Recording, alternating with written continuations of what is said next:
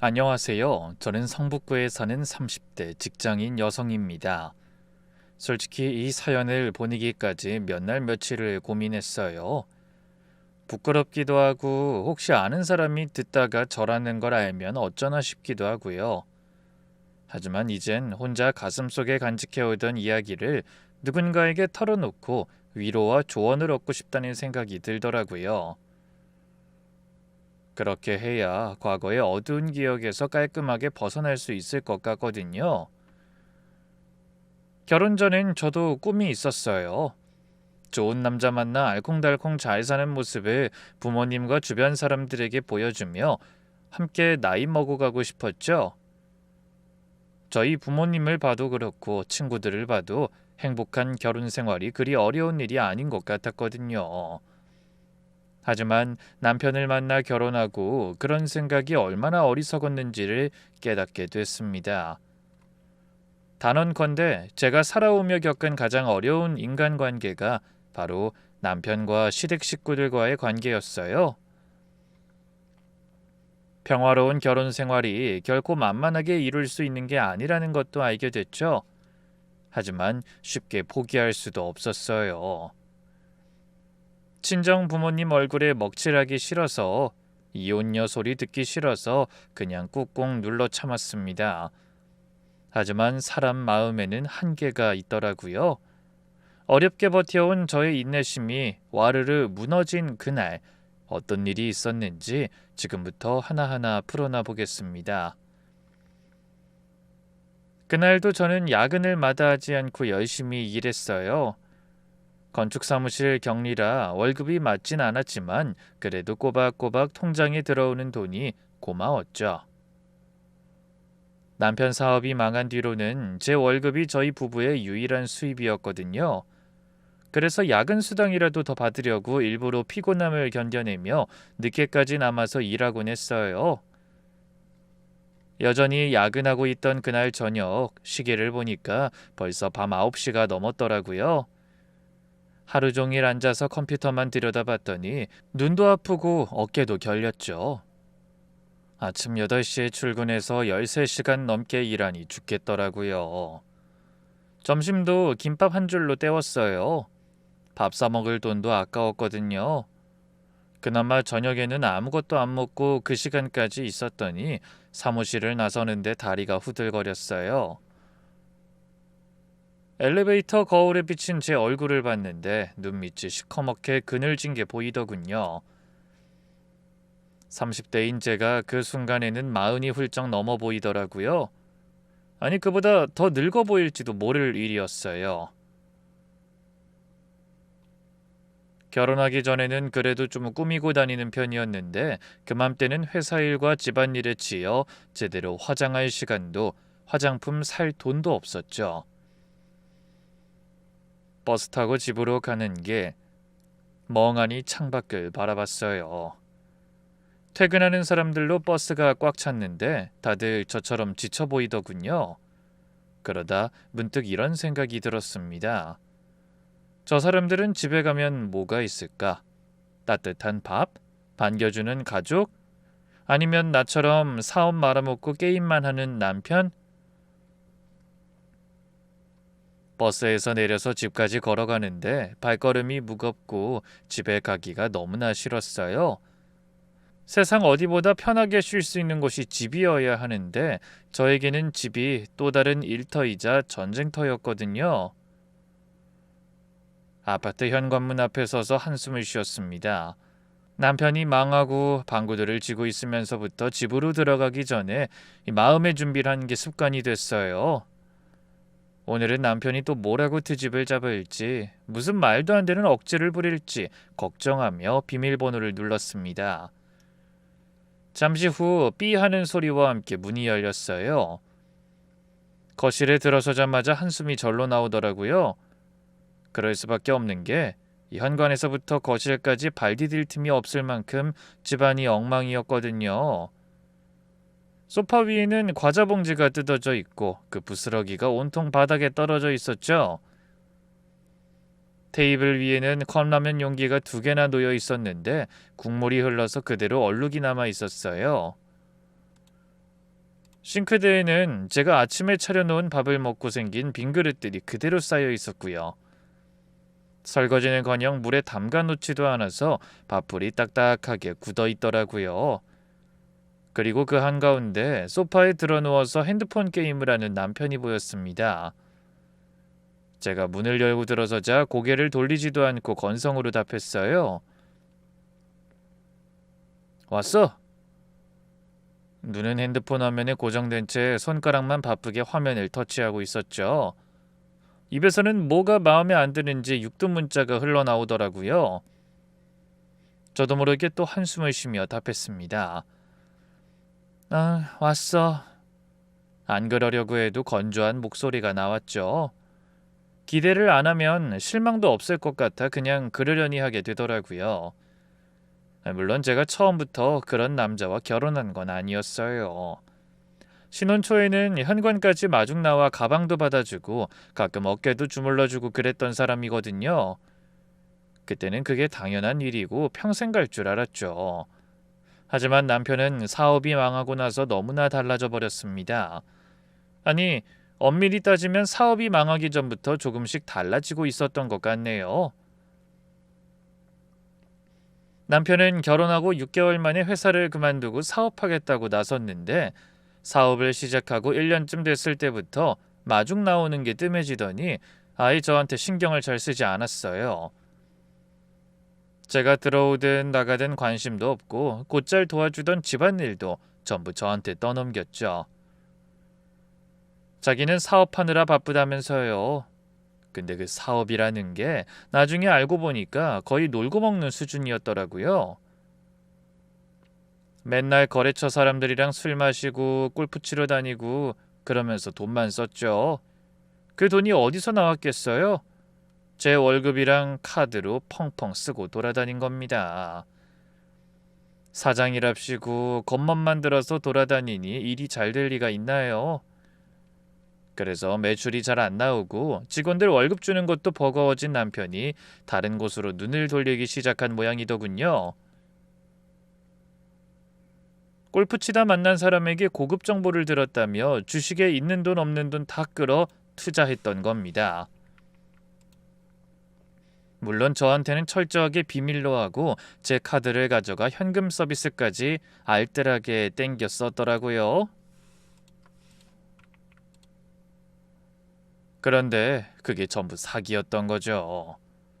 펀드 매니저라고 했던 사람이 돈을 다 들고 사라진 겁니다. 투자를 부추긴 사람도 한패였고요. 경찰에 신고했지만 뾰족한 수가 생기지 않았죠. 결국 사업 시작 2년 만에 폐업하고 나니 남은 건 빚뿐이었어요. 그때부터 남편은 완전히 달라졌습니다. 아니, 본색을 드러냈다고 해야 할까요? 자기가 뻘짓하다 망해놓고 저한테 있는 대로 짜증을 내기 시작한 겁니다. 제가 뭐라도 다시 시작하라고 하면 대뜸 성질부터 냈어요. 지금 내 속이 속인 줄 알아? 마누라라는 게 위로는 못해줄 망정 벌써 바가지냐? 술이라도 한 잔 걸치는 날에는 더했습니다. 그래, 너 잘났다. 난 세상 등신이라 망했으니까 이제 잘난 네가 돈 벌어와. 이런 말을 아무렇지 않게 하더라고요. 자기가 잘못해서 돈을 날린 건데 왜 저한테 화를 내는지 어이가 없었어요. 그러면서 페인처럼 게임만 하고 집안일에서도 아예 손을 놨습니다. 사업할 때도 안 했지만 망하고 나서는 정말 손가락 하나 까딱 안 했어요.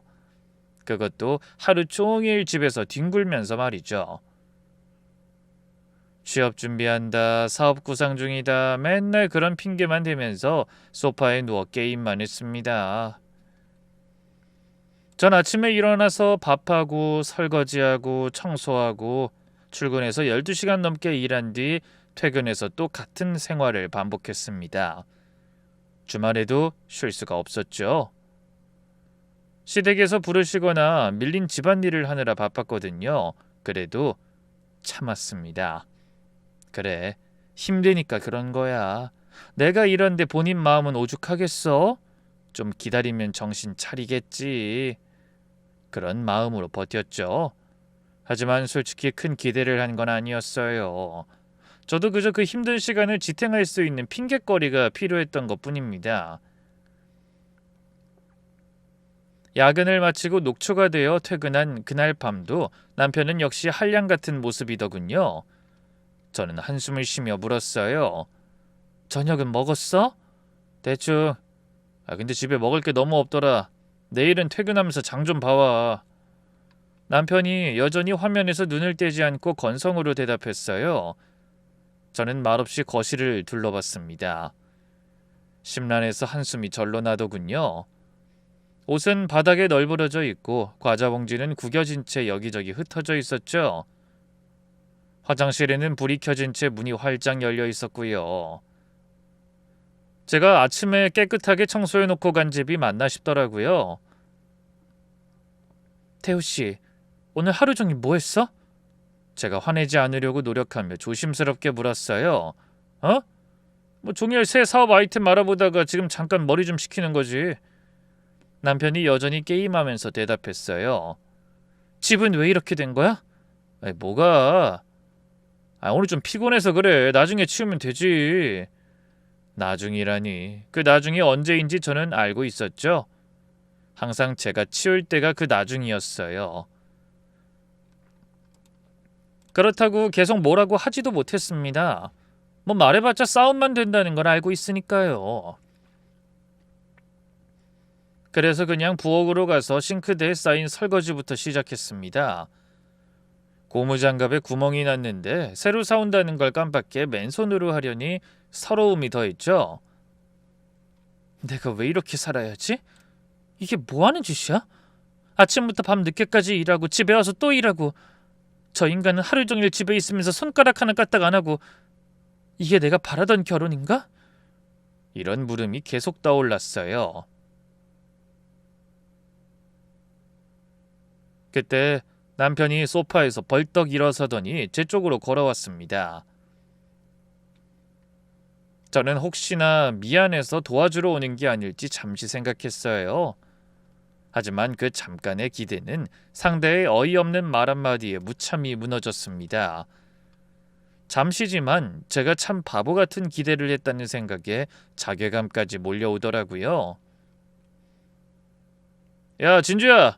남편이 제 옆에 서서 진지한 말투로 입을 열었어요. 왜? 내일 우리 엄마 생신이야. 알지?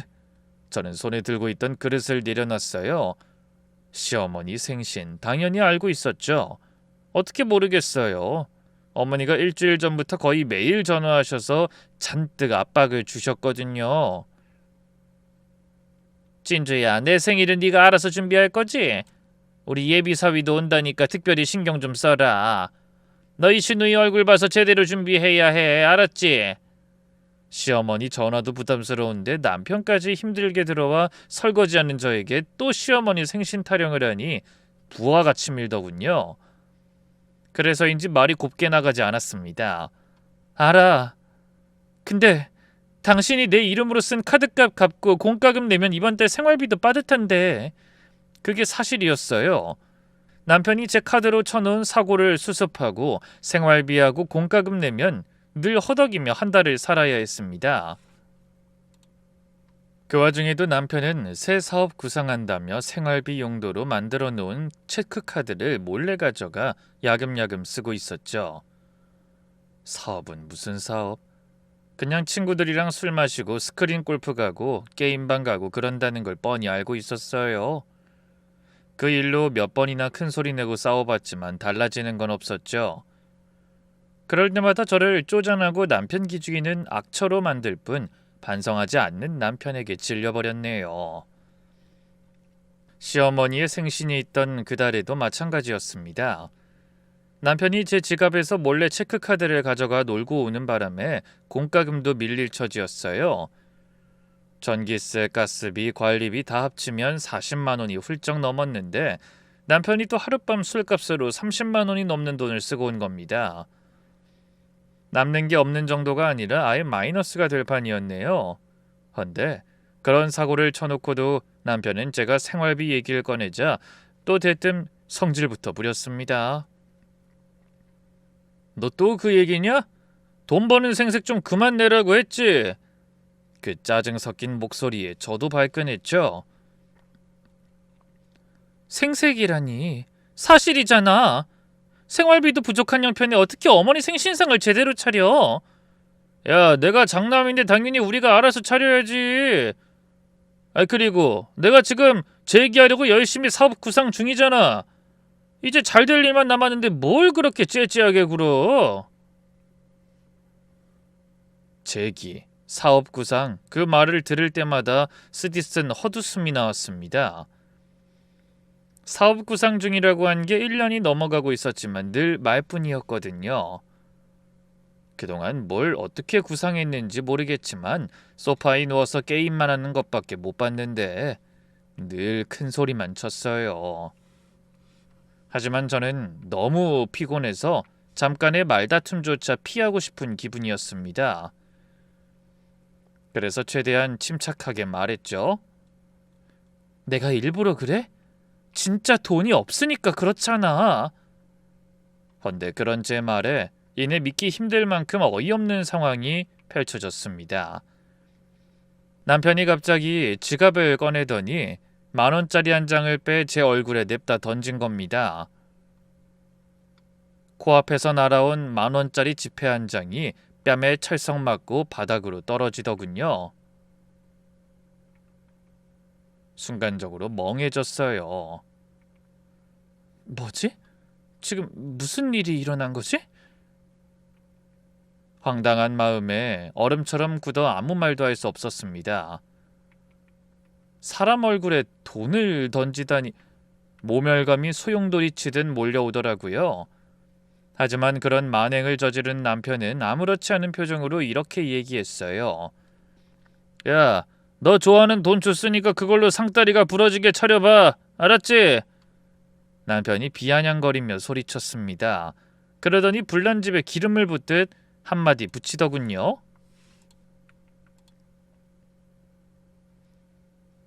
우리 엄마 뭐 좋아하는지 알지? 기대하고 있을 테니까 회사에 말해서 일찍 퇴근해서 제대로 차려. 저는 바닥에 떨어진 10,000원짜리를 내려다봤어요. 구겨진 채 내동댕이 쳐진 10,000원짜리가 마치 제 신세 같아 눈물이 왈칵 솟았습니다. 망가진 제 자존심이 발 앞에 떨어져 있는 기분이더군요. 전 애써 침착하려 했지만 목소리가 떨려왔습니다. 지금 뭐 하는 거야? 뭐 하긴 돈 줬잖아. 저걸로 엄마 생신상 차리라고. 10,000원으로 어떻게 생신상을 차려? 야, 저 정도면 내 능력에서 많이 한 거야. 나머진 네가 좀 알아서 해야지. 네가 맏며느리잖아. 남편이 빈정거리듯 말했습니다. 그 얼굴 어디에서도 미안함 같은 건 전혀 찾아볼 수 없었죠. 아니, 오히려 당당했어요. 내가 돈이 없으니 네가 알아서 해야 하는 표정이었습니다. 저한테 돈을 맡겨놨다고 해도 그렇게는 못할 것 같은데 뻔뻔하기가 이루 말할 수 없었네요. 제가 황당함으로 아무 말도 못하자 남편의 목소리가 점점 높아졌습니다. 야, 왜 말이 없어? 할 말 없지? 그러니까 쓸데없는 소리 하지 말고 오늘 밤에 열심히 고민해봐. 우리 엄마 기대하실 텐데 실망시키지 마라. 남편이 말을 마치더니 다시 소파로 가서 들어 누웠어요. 그리고 아무 일도 없었다는 듯이 또 핸드폰을 집어들었습니다. 저는 한참 동안 그 자리에 서서 바닥에 떨어진 10,000원짜리를 바라보며 눈물을 삼켜야 했죠. 그 순간 가슴속에서 파도 같은 후회가 밀려오더군요. 난 그동안 뭘 위해 그 힘든 시간을 참아온 걸까? 이런 대접이나 받으려고? 그런 생각이 들자 그동안 이를 악물며 참아온 결혼 생활이 주마등처럼 스쳐갔습니다. 남편의 무능과 시어머니의 타박을 견뎌내고 버릇없고 되바라진 시누이의 막말도 참아왔죠. 넌 살림을 이것밖에 못하니? 멀쩡한 우리 아들이 너 만나 참 고생이다. 언니는 결혼 전에 모아놓은 돈도 없어요? 내 친구 새언니들은 혼수로 시누이 명품백도 사줬다던데. 별의별 소리를 다 들었죠. 그럴 때 남편이 제 편을 들어줄 줄 알았는데 오히려 같이 욕을 하더라고요. 내가 너 언젠가 엄마한테 한 소리 들을 줄 알았다. 그렇게 회사 다닌다고 설렁설렁하지 말고 살림 제대로 하라고 했잖아. 신우이한테도 신경 좀 쓰고. 남편이 친정에 가서 돈 가져오라고 억지소리할 때도 참았어요. 그렇게 힘들게 참아온 시간의 대가가 얼굴로 날아온 10,000원짜리 지폐 한 장이라니 제 안에 단단히 쌓아왔던 분노가 한꺼번에 터져나왔습니다. 그래서 천천히 허리를 굽혀 바닥에 떨어진 10,000원을 주우며 결심했어요. 그래, 제대로 차려달라고 했지? 내가 이 돈으로 깜짝 놀랄 정도로 잘 차려줄 테니 기대해라.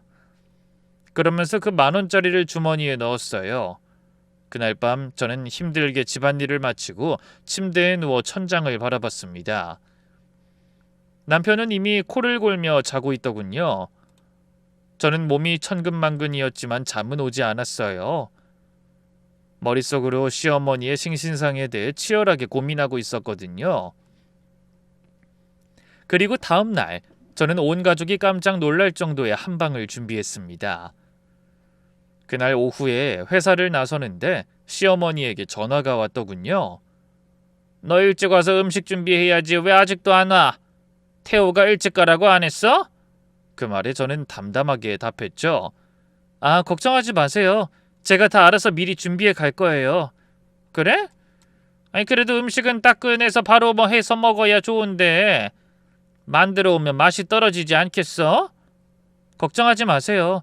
정성 가득 들여 준비할 거라 그런 일 없을 거예요. 그래? 뭘 얼마나 준비하려고 큰 소리 치나 모르겠지만 그럼 믿고 기다리마. 그래도 너무 늦진 말아라.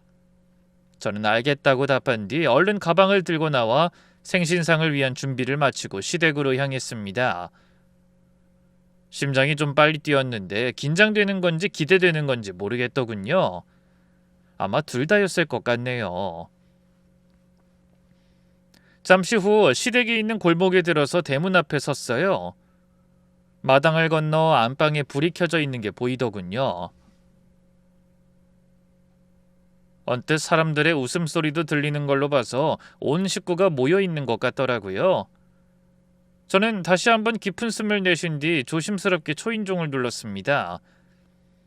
안에서 신우이가 인터폰을 받더니 절 보고 반가운 듯 말했어요. 언니 왔어? 저보다 4살이나 어린 신우이는 언제나처럼 당연하다는 듯 저에게 반말을 했습니다. 하지만 전 존댓말을 했죠. 처음에 아가씨가 반말을 하기에 저도 똑같이 했다가 시어머니에게 한 소리 들었거든요. 아무리 신우이 나이가 어려도 그렇지 누가 시자 붙은 사람한테 반말을 해. 쟨 철이 없어서 그런다고 해도 나이 먹은 넌 제대로 해야지. 그래서 나이 어린 신우이는 저에게 반말하고 나이 많은 저는 존대를 하는 기괴한 장면이 연출됐죠. 하지만 신우이에게 존대하는 것보다 시어머니 잔소리 듣는 게 더 싫어서 그냥 신경 쓰지 않기로 했었죠. 역시나 그날도 신우이는 저에게 반말을 찍찍해대며 집 안으로 들어선 저를 위아래로 훑어봤습니다. 언니, 그게 음식이야? 네, 잠시만 기다려요.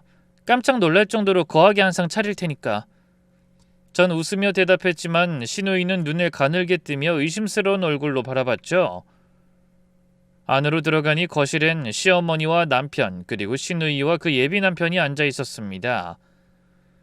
저에게는 얄미운 짓만 하던 신우이가 어떻게 애교를 부렸는지 꽤 조건 좋은 남자를 만나 결혼을 앞두고 있었거든요. 저를 본 시어머니가 반색하며 말씀하셨어요. 어머나 우리 며느리 왔구나.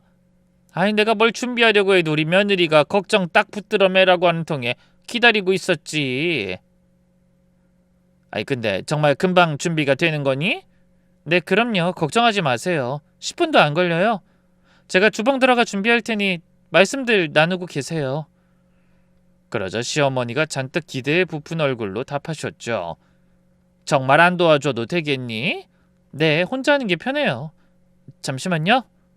시어머니는 원래 제가 뭘 하든 탐탁지 않아 하시는 분이신데 그날만은 워낙 제가 큰 소리를 쳐놔서 그런지 기대하는 눈치셨어요.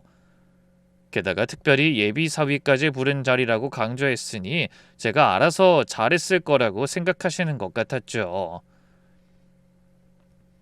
그 기대에 남편까지 기름을 부었습니다. 어제 제가 특별히 신경 쓰라고 말해놨으니까 아마 기대하셔도 될 거예요. 다들 기다려보자고요. 그러더니 아무렇지 않은 표정으로 웃고 있더군요. 시댁 식구들 앞에서 권위 있는 가정이라도 된 듯 으스대는 꼴에 속이 다 메스꺼웠어요. 저는 얼른 고개를 돌리며 주방으로 들어가 준비해온 음식들로 상을 차리고 식구들을 불렀습니다. 달그락거리는 소리를 들으며 기대감에 한껏 부푼 사람들이 웃으며 주방으로 들어섰죠. 저는 일부러 시어머니를 향해 큰 소리로 외쳤습니다. 어머니 생신 축하드려요. 그래. 우리 며느리가 뭘 준비했는지 어디 한번 볼까? 시어머니는 호들갑스럽게 식탁으로 다가가다 멈칫했습니다. 그러더니 고개를 돌려 저를 노려보셨죠. 식탁 위에는 리본이 곱게 묶인 컵라면과 삼각김밥, 사이다와 쫀득이가 놓여 있었습니다. 다른 사람들도 모두 식탁을 바라봤지만 누구 하나 금방 입을 열지 못하고 잠시 정적이 흐르더군요. 저는 재빨리 남편의 얼굴을 보기 위해 고개를 돌렸어요. 남편의 표정이 어머니처럼 굳어있는 게 보였습니다. 동공은 커지고 입은 떡 벌어졌죠. 그러다 얼굴이 뻘겋게 달아올라 분노가 이글거리는 눈으로 저를 노려보더군요. 하지만 저는 시선을 피하지 않았습니다. 그때 떨리는 목소리로 시어머니가 먼저 입을 여셨어요. 이게 뭐니? 저는 최대한 아무렇지 않은 듯 보이기 위해 애쓰며 답했습니다. 뭐긴요. 어머니 생신이시잖아요. 뭐라고? 너 지금 장난하는 거지? 장난이라뇨. 어제 태호 씨가 제 얼굴에 10,000원 던지면서 어머니 좋아하시는 걸로 제대로 차리라고 해서 제가 얼마나 신경 썼는데 그러세요. 어머니가 뭐 좋아하시는지 엄청나게 고민 많이 해서 골랐는데 어떠세요? 마음에 드세요? 하지만 어머니는 흔들리는 눈동자로 계속 노려볼 뿐 아무 말도 하지 못하셨어요. 대신 제가 뿌듯한 얼굴로 좋아 죽겠다는 듯 웃으며 말했죠. 어머니가 좋아하시는 설렁탕 맛이 나는 컵라면에 삼각김밥, 비빔밥 맛, 그리고 평소 좋아하시는 사이다랑 과자까지. 쫀득이는 10,000원에 맞추느라 고민해서 산 거예요. 어제 태호 씨가 특별히 10,000원 주면서 어머니 생신상 좀 제대로 차리라고 했거든요. 그렇습니다. 저는 남편에게 10,000원으로 얼굴을 맞으며 봉변 아닌 봉변을 당한 후 어떻게 하면 통쾌한 복수의 한 방을 날릴 수 있을지 잠도 못 자고 고민했어요. 그러다 내린 결론이 받은 대로 돌려주자는 것이었죠. 그래서 바닥에 떨어진 10,000원을 곱게 주머니에 넣고 퇴근하며 편의점에 들른 겁니다. 그리고 먼저 라면 진열대로 갔어요. 컵라면이 쭉 늘어서 있었는데 저는 망설임 없이 설렁탕 맛 컵라면 2개를 골랐습니다. 시어머니가 평소에 설렁탕을 좋아하시거든요. 컵라면 1개에 1,500원이니 3,000원. 그 다음은 냉장고로 가서 삼각김밥을 골랐죠. 여러 가지 맛이 있었지만 그중 비빔밥 맛이 눈에 띄었어요. 어머니가 설렁탕 못지않게 비빔밥도 참 좋아하시거든요. 삼각김밥 1개 1,500원. 그리고 음료수는 사이다를 골랐죠. 시어머니가 탄산음료를 좋아하시거든요. 탄산이 몸에 안 좋아 많이 마시면 뼈가 삭는다고 하시면서 제 음료수까지 뺏어가 드시더라고요. 사이다 1개 1,800원. 마지막으로 과자 진열대로 갔습니다. 뭘 살지 고민하다 쫀득이를 골랐어요. 어렸을 때 학교 앞 문방구에서 팔던 그 쫀득이요. 시어머니께 추억을 선물하고 싶었거든요. 그러다 갑자기 웃음이 나와 혼났습니다. 시어머니 생신상에 쫀득이라니 누가 상상이나 할 수 있을까요? 쫀득이 1개 1,000원. 물건을 전부 가슴에 안고 계산대 앞에 내려놨어요. 전부 합쳐서 7,300원. 하지만 10,000원이 들으면 아직 2,700원이 남아있었죠. 저는 잠깐 생각하다가 다시 진열대로 갔습니다. 정확히 10,000원을 맞추려고 온 국민이 좋아하는 새우맛 과자와 곰 모양 젤리도 하나 사니 정확하게 2,700원이더군요. 완벽하게 10,000원에 딱 들어맞는 가격에 매우 흡족했습니다. 계산할 때는 주머니에 구겨져 있던 10,000원짜리를 내밀며 말했죠. 영수증 꼭 챙겨주세요. 그리고 날아갈 듯 가벼운 발걸음으로 편의점을 나와 시댁으로 향하는 버스를 탄 겁니다. 저는 넋이 나간 듯 식탁을 바라보는 시댁 식구들을 보며 속으로 쾌재를 불렀습니다.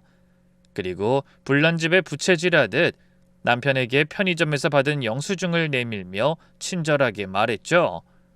어때? 태우 씨가 준 10,000원에 정확하게 맞춰서 준비했어. 어머니가 설렁탕도 좋아하시고 비빔밥도 좋아하시는데 당신이 준 돈으로는 전부 준비할 수가 없으니까 딱 맞춰서 편의점 음식으로 대신해 봤어. 나 진짜 잘했지? 남편의 얼굴이 터질 듯이 붉어졌죠. 시어머니의 눈에는 분노와 수치심이 가득했고 입술이 파르르 떨리고 있었습니다. 시누이는 어쩔 줄 몰라하며 예비신랑을 바라봤지만 정작 그 당사자는 상황 파악이 안 되는 눈치였어요. 그럴 만도 했죠. 아마 살면서 그런 황당한 생신상을 본 건 처음이었을 테니까요. 그 어색한 침묵을 먼저 깬 건 시누이의 날카로운 목소리였어요. 언니, 지금 장난해? 하지만 전 전혀 동요하지 않고 여유 있게 웃으며 대답했죠. 장난 아닌데요? 태우 씨가 10,000원 주면서 어머니 생신상 알아서 차리라고 했어요. 사업 말아먹고 땡전 한 푼 못 벌면서도 어떻게든 어머니 생신상은 제대로 차려드리고 싶어하는 장난 마음이 얼마나 갸륵해요. 그래서 제가 어렵게 고민해서 고른 것들이에요. 아들이 준 돈으로 차린 생신상이니 어머니도 얼마나 감격스러우시겠어요? 왜요? 아가씨는 마음에 안 들어요? 제 침착한 대답에 시누이가 자기 오빠를 바라보며 원망이 가득한 목소리로 물었죠. 오빠, 저 말 진짜야? 엄마 생신 차리라면서 10,000원 줬어? 남편이 얼굴에 경련이 날 것 같은 표정으로 입술에 침만 발랐습니다.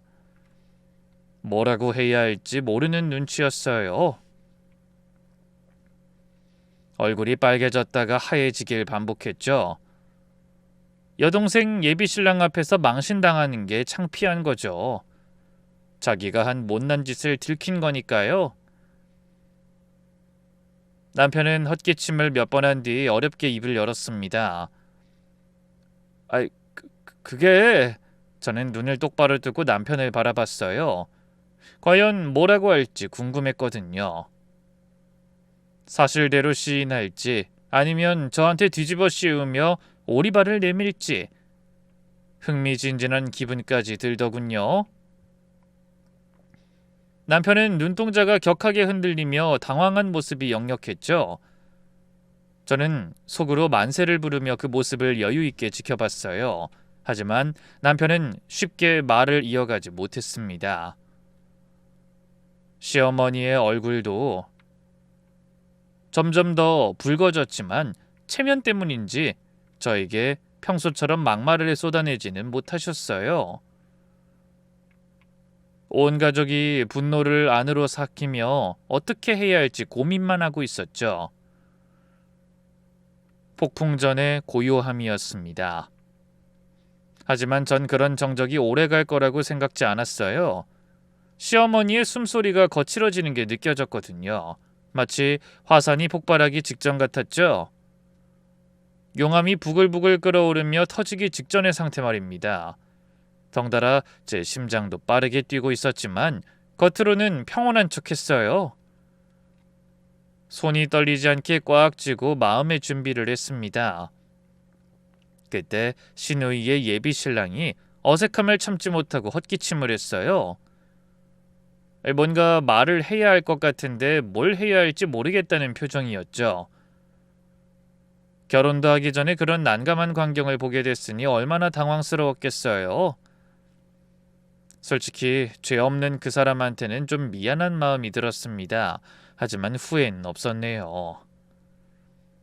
잠시 후 시어머니가 무겁게 가라앉은 목소리로 입을 여시더군요. 너, 너 지금 이게 무슨 짓이냐? 시어머니가 식탁 위에 음식들을 가리키는데 손가락이 덜덜 떨리고 있더군요. 예쁘게 리본으로 묶인 컵라면, 삼각김밥이 눈길을 사로잡았어요. 저는 천연덕스러운 얼굴로 목소리에 힘을 주어 대답했습니다. 생신상이잖아요, 어머니. 하, 생신상? 너 지금 시어미 생일에 컵라면이랑 삼각김밥을 놓겠다는 거냐? 시어머니의 목소리가 갑자기 높아져 거의 비명에 가까웠고 얼굴이 시뻘개져서 터지기 일보 직전이었습니다. 참아보려고 해도 도저히 그 성질머리를 이기지 못한 것 같더군요. 신경질이 잔뜩 난 시어머니가 결국 손으로 식탁 위에 놓인 것들을 밀어버렸어요.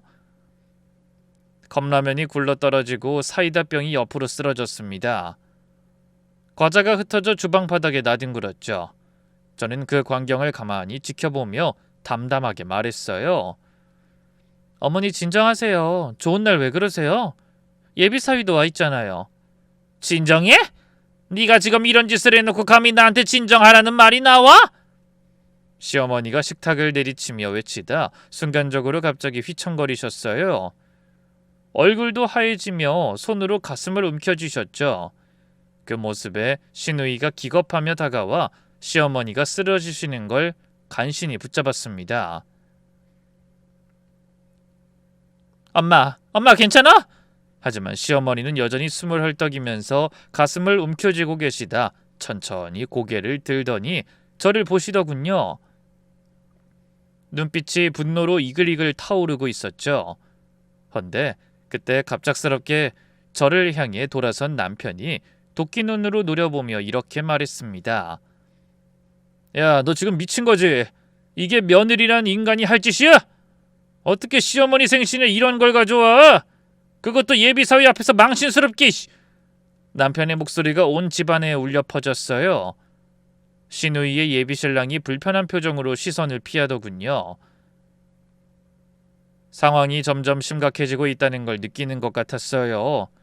하지만 저는 눈 하나 깜빡하지 않고 남편을 똑바로 바라보며 말했죠.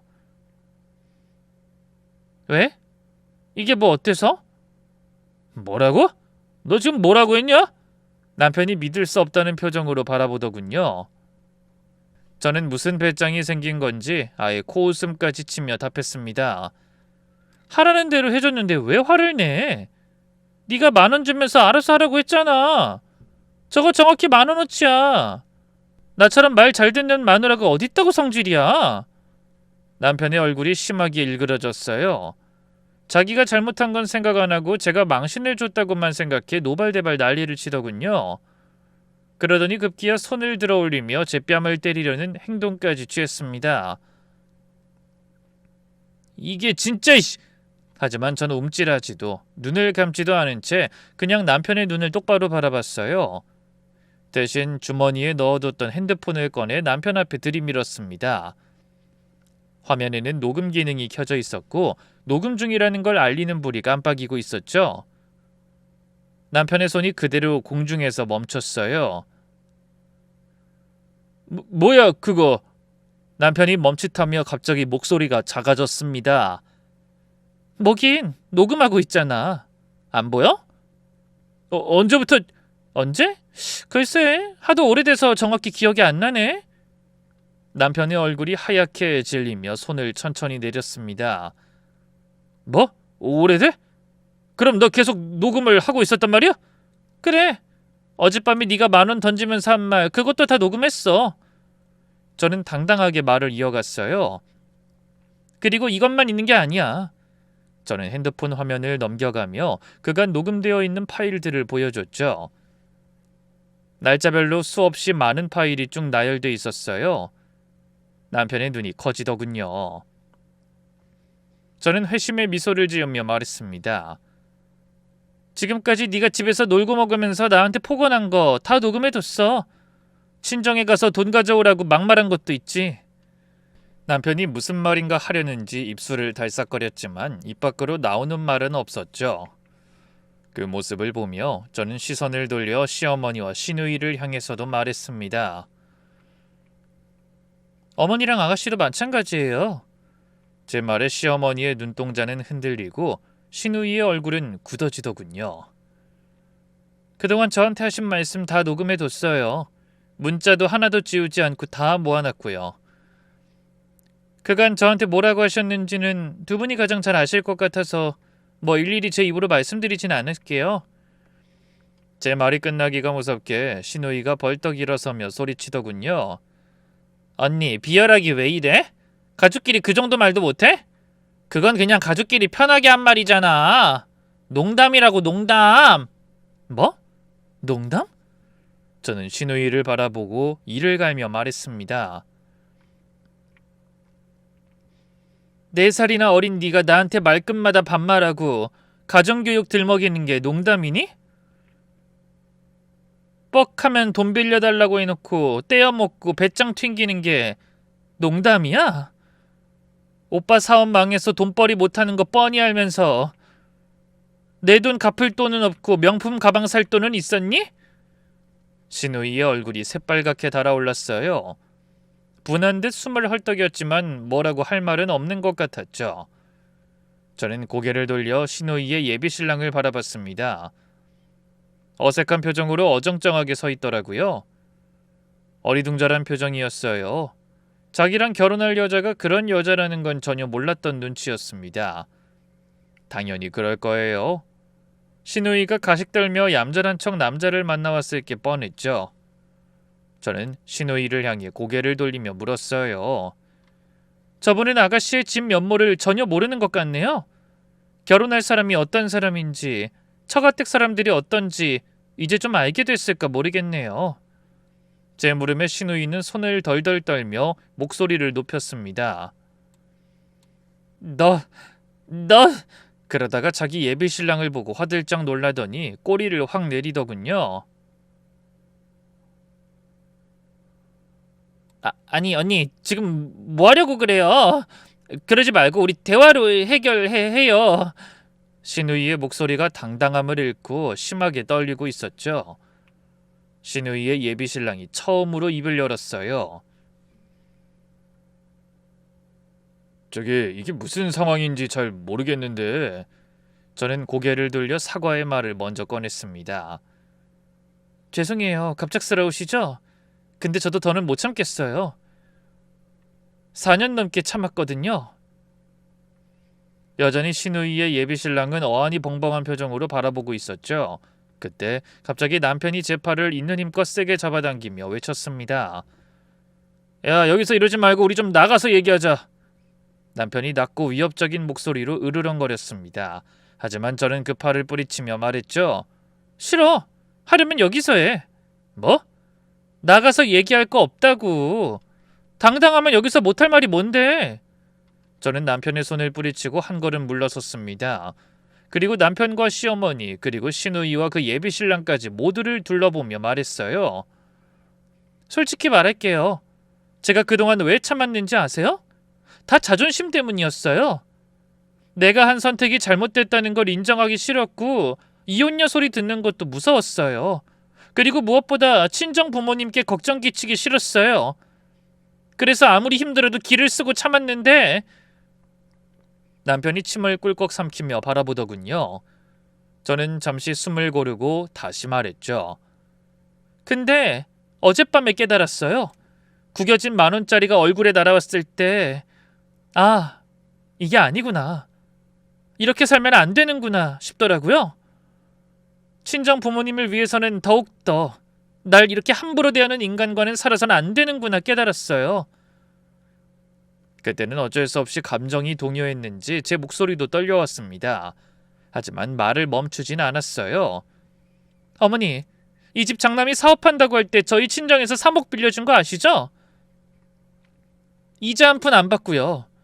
근데 그 돈 어떻게 됐는지 아세요? 저 인간이 주식에 투자한다고 했다가 사기꾼한테 당해서 다 털렸어요. 사업은 제대로 하지도 않고 설렁설렁 놀러만 다니다 다 말아먹었고요. 시어머니의 눈에 흠칫 놀라는 빛이 떠올랐습니다. 주식 사건은 전혀 몰랐던 것 같더군요. 그 뒤로 저 인간이 한 일이 뭔지 아세요? 집에서 게임하고 저한테 돈 벌어오라고 소리 지르고 친정에 가서 또 돈 가져오라고 어깃장 놓고.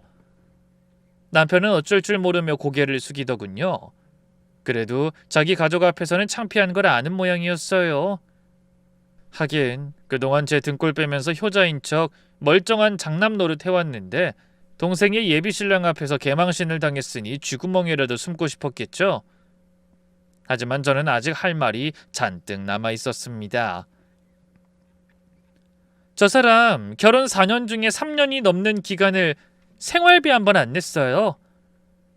제 월급으로 먹고 살면서 카드까지 마음대로 가져가서 쓰고 그러면서도 집에서는 손 하나 까딱 안 하고 돈 버는 생색 내지 말라면서 돈은 더 벌어와라.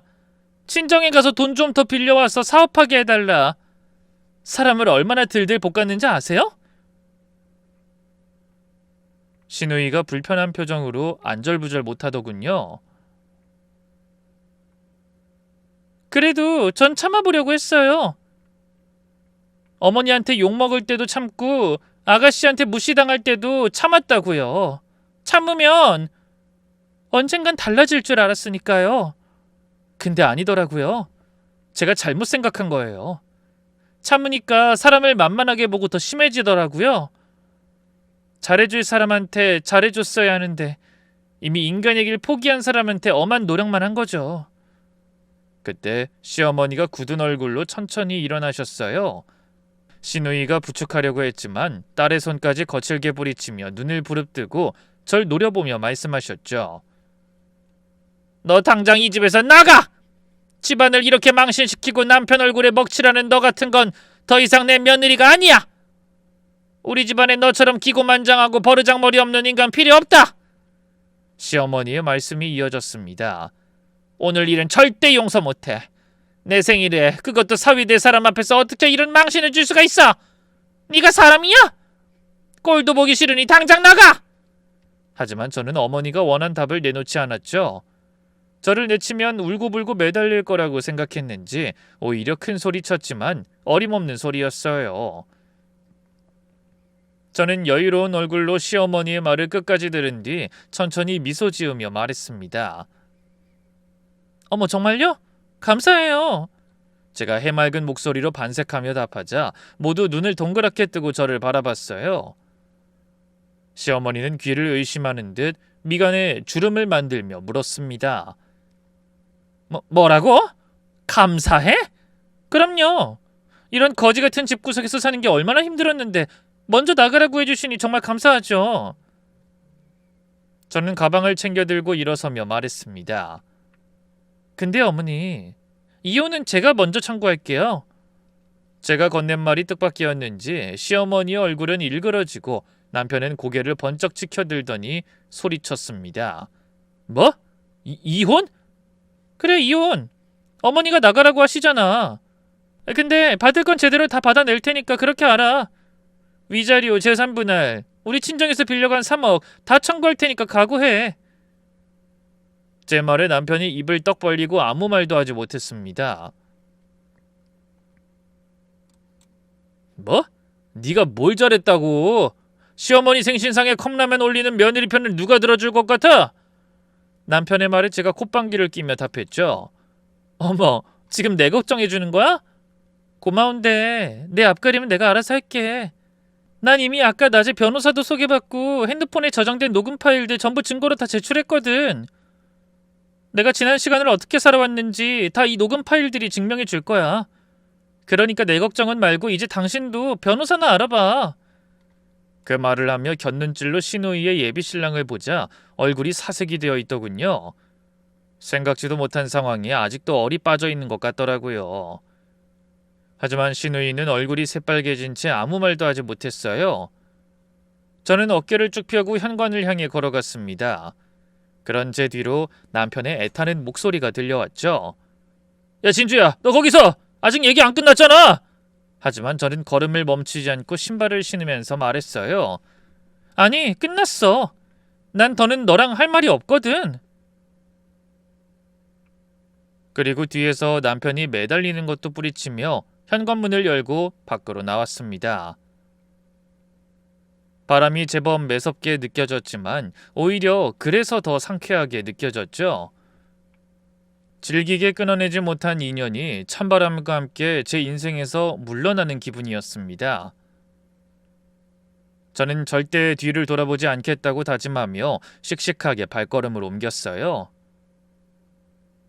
한 발 한 발 내디딜 때마다 어깨가 가벼워지는 느낌이 들었습니다. 4년 동안 짊어지고 있던 무거운 짐을 내려놓은 것 같았죠. 저는 하늘을 올려다보며 생각했어요.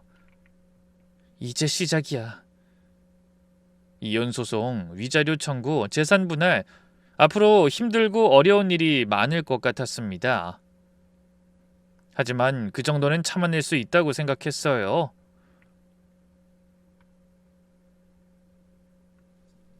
당시 지쳐있던 저에게는 더 이상 참고 살지 않아도 된다는 사실 하나가 가장 중요했거든요. 그날 저는 집으로 돌아가 전날 미리 준비해 놓은 짐을 챙겨 친정으로 들어갔습니다. 친정 부모님은 놀라셨지만 반응이 의외였어요. 저는 부모님 걱정으로 그동안 결심을 굳히지 못했는데 오히려 부모님은 제가 그런 대접을 받으며 참고 산 게 더 마음 아프신 모양이더군요. 그래서 다음 날 전 미리 알아본 변호사 사무실로 연락해 이혼 의사를 분명히 밝혔습니다. 그리고 그때부터 길고 지루한 싸움이 시작됐죠.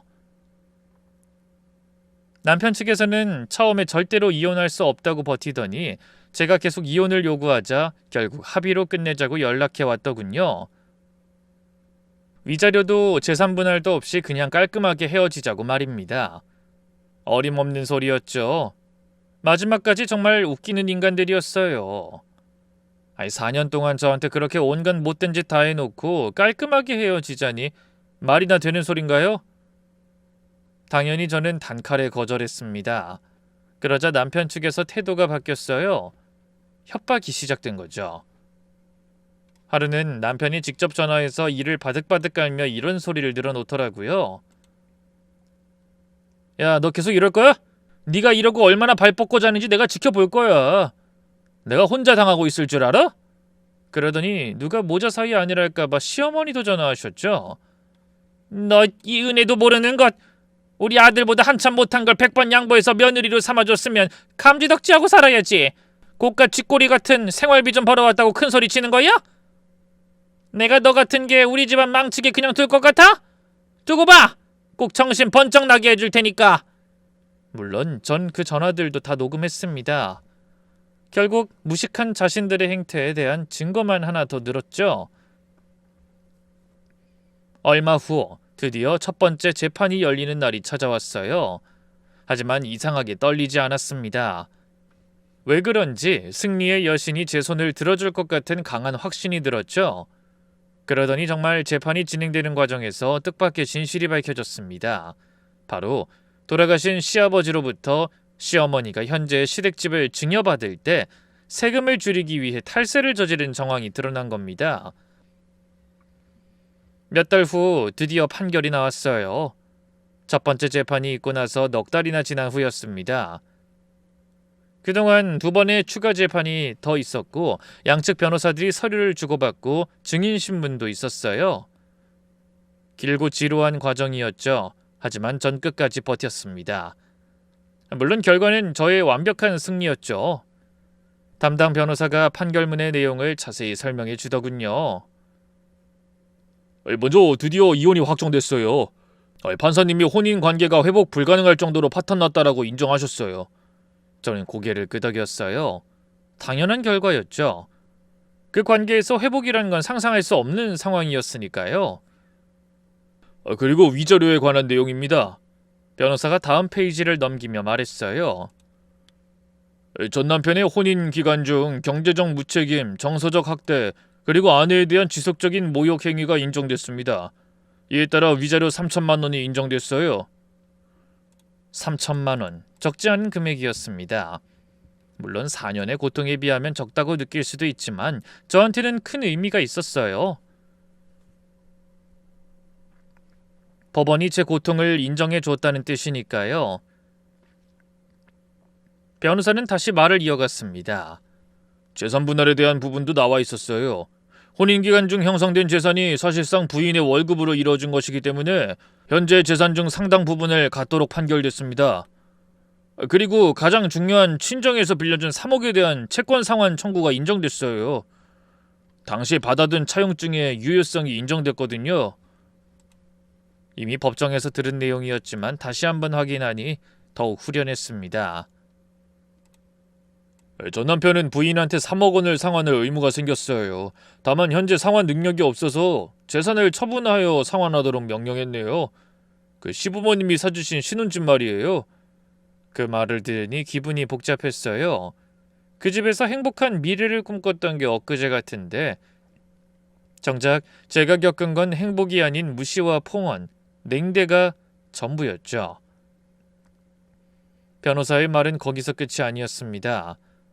우리가 배우자 측 재산 확인 과정에서 탈세 증거를 찾아 국세청에 신고했잖아요. 그게 다 사실로 확인됐어요. 당시 증여 과정에서 세금을 1억 가까이 탈루한 게 확인됐더군요. 거기에 가산세랑 벌금까지 합쳐서 1억 7천만 원의 세금 폭탄을 맞게 될 것 같은데요. 어머나, 그 정도 돈을 낼 상황이 안 될 텐데. 그럼 건물을 담보로 대출받거나 최악의 경우 건물을 매각해서라도 내야겠죠. 아마 남편분도 마찬가지일 겁니다. 재산조사 과정에서 그 신혼집 말고는 전 남편분한테 다른 재산이 없었잖아요. 아마 신혼집을 팔아야 3억을 줄 수 있을 겁니다. 저는 남편과 시어머니의 얼굴을 떠올려 봤습니다. 항상 저를 내려다보고 무시하던 두 사람이 궁지에 몰린 것 같더군요. 남의 불행을 기뻐하면 안 되는 건 저도 알고 있지만 솔직히 말해서 시원했습니다. 그동안 제가 당한 게 있잖아요. 결국 시어머니와 남편은 각각 살던 집을 팔아 세금과 저희 친정에서 빌린 돈을 갚고 월세로 이사를 가게 됐습니다. 하지만 불행은 거기서 끝이 아니었어요. 시누이가 결혼하려던 남자에게 파혼을 당한 거죠. 그날 시댁에서 벌어진 상황에 기함한 남자가 뒤늦게 시누이의 본 모습을 알고 주랭랑을 쳤다더군요. 결국 결혼을 앞두고 헤어지며 정신적인 피해와 금전적인 피해를 고스란히 껴안게 된 거죠. 웃지 말아야 하는데 저도 모르게 그 소식을 듣고 스멀스멀 웃음이 나왔습니다. 제가 한 남자의 인생을 구제해 준 것 같아 뿌듯했거든요. 그로부터 6개월이 지나고 저는 새 삶을 시작해 잘 지내고 있습니다. 중노동에 시달리며 남편을 먹여 살리지 않아도 되니 너무나 행복했어요. 야근할 필요도 없고 저 자신을 위해 많은 시간을 투자할 수 있었죠. 주말에는 친구들도 만나고 혼자 영화도 보러 가고 그동안 못했던 것들을 하나씩 했어요. 그리고 이혼 절차가 마무리되며 친정 근처에 작은 원룸을 구해 독립도 했습니다. 비록 크진 않지만 아무에게도 방해받지 않고 살아갈 수 있는 제 공간이 생긴 거죠. 솔직히 처음에는 혼자 사는 게 외로울 줄 알았어요. 그런데 그동안 얼마나 시달림을 당했는지 오히려 너무나 편하더군요. 오롯이 저만을 위해 일하고 저만을 위해 음식을 만드는 생활이 얼마나 행복한 것인지 처음으로 알게 됐네요. 그렇게 제 인생은 새로 시작됐습니다. 막상 이혼하고 보니 그동안 그렇게 두려워하던 남들의 손가락질도 부모님께 대한 죄스러움도 생각보다 대단한 것이 아니었더군요. 그런 모든 것을 이겨낼 만큼 제 평화가 소중하고 행복하거든요. 여러분, 저는 남편이 던진 10,000원짜리 지폐 한 장 때문에 절망의 구렁텅이에 빠진 기분이었어요. 하지만 지금은 그 10,000원짜리 한 장이 오히려 참 고맙습니다. 그 덕에 저는 더 이상 참고 살면 안 된다는 사실에 눈을 떴으니까요. 그 일이 아니었으면 아직도 지옥 같은 그 집에서 고된 삶에 지쳐가고 있었을 겁니다. 부디 어렵게 찾은 저의 이 행복과 평화가 오래도록 지속될 수 있도록 사연을 들으신 여러분도 함께 기도해 주시겠어요? 그럼 여러분도 타인의 눈치 보며 끌려다니는 삶이 아닌 자신을 위한 인생을 살도록 용기 내보시길 바라며 전 이만 인사드리겠습니다. 긴 사연 읽어주셔서 감사합니다. 늘 건강 조심하세요.